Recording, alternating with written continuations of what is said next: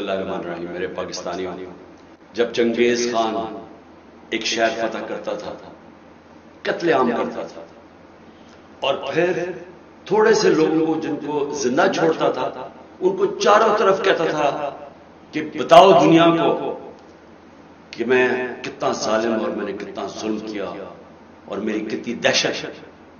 اس کے نتیجے سے پہلے سے ہی شہر ہاتھ کھڑے کر دیتے تھے لڑے بغیر. یہاں بھی آج وہی ہو رہا ہے.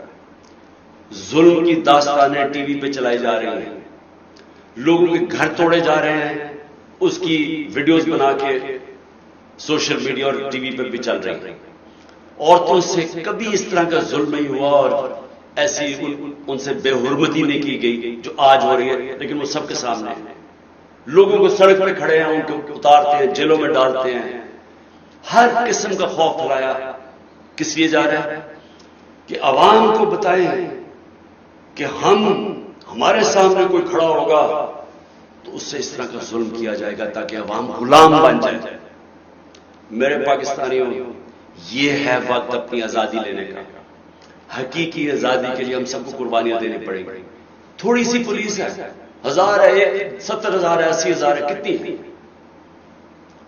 22 کروڑ 23 کروڑ عوام ہے.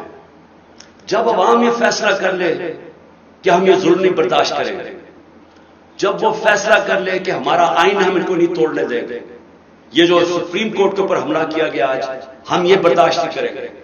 ہمیں الیکشن چاہیے، ہمیں اپنے منتخب کیے ہوئے نمائندے چاہیے. ہم کنہیں چوروں کے نیچے غلامی نہیں کریں گے. جس وقت عوام نے فیصلہ کر لیا ہم آزاد ہو جائیں گے.